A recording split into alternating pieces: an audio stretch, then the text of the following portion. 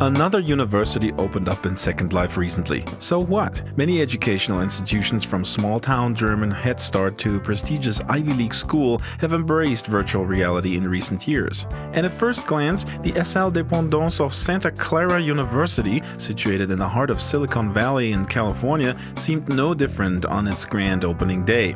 There was lag, a slightly botched ribbon cutting, and newbie clones bumping into walls. But SCU is one of 28 Jesuit schools in the US. Instruction is grounded on faith-inspired values. The oldest university in the state even has a Franciscan mission built in 1777 right on campus. The main guy at SCU's virtual headquarters, though, Benda Barkhorn, is a self-described heathen. He was in charge of overseeing the building process. They demolished our library and have had a big hole in the ground for a couple years. I thought it would be great to give our students a virtual library, and then when the real one was built, they would be a little bit familiar with it. Bender listens closely to what the some 8,000 students want out of SCU's SL presence. Put a survey out yesterday and to ask the students what they would like to have if we purchase a second island. They want dorms. It would be a great concept to let students design their own dorms. But before expanding the SCU campus, someone needs to coach faculty and staff on how to use SL in the classroom first. Enter Zella Benoit, a technology training specialist. She says half of the students have no idea what Second Life is, but thinks that proper blessing can bring about legitimacy. The president says, this is a good idea, or he was there for the grand opening, so maybe it's not just this weird internet thing going on. Wrapping your head around the concept of classrooms made of bits and bytes might not be the toughest part for an old school faculty,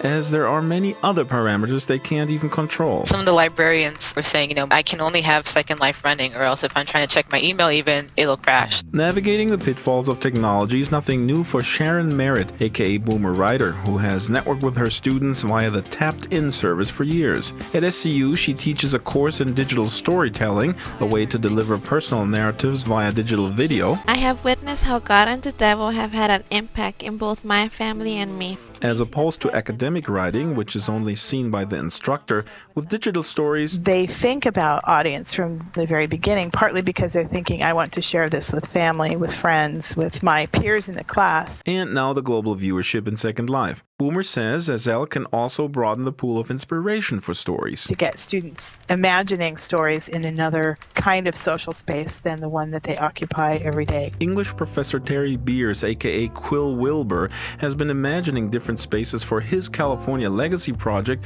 ever since he started looking for out-of-print titles of California literature to be published via Heyday Books 5 years ago. First books, then a radio anthology, and now he's adding visuals. California's natural wonders lie all about us, but maybe the best way to appreciate them is by the flicker of a campfire. I'm Terry Beers, and this is your California Legacy.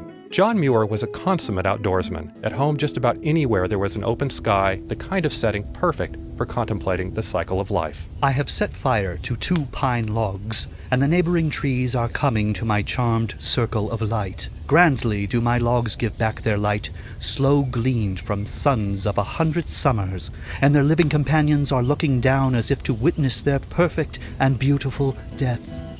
That was Dan Maloney reading from John Muir's Yosemite Glaciers. Quill does not see the regional focus of California's legacy as an obstacle to reaching a global audience. Instead, he points out one universal appeal of the state emphasized in everything from travel writing to surfer story. A California dream itself, an avatar, if you will, of the American dream. Things seem to just be that much more exaggerated in California. The size of the dream, the variety of the dream, from the gold rush in El Dorado to making it big in Hollywood. And then part of it is also living on the edge. The edge of the continent, that is, or maybe the last frontier of a certain virtual world? Reuters news agency reported a few months back that Jesuits were encouraged to enter Second Life, maybe in search of lost souls eager to convert. I sure hope that's not all Santa Clara will be doing in here. I'm Draxtor Despres, reporting for Life4You News. Ich hab noch Sand in den Schuhen aus Hawaii und mein Herz ist ohne Ruhe, denn irgendwo dort im sonnigen Hawaii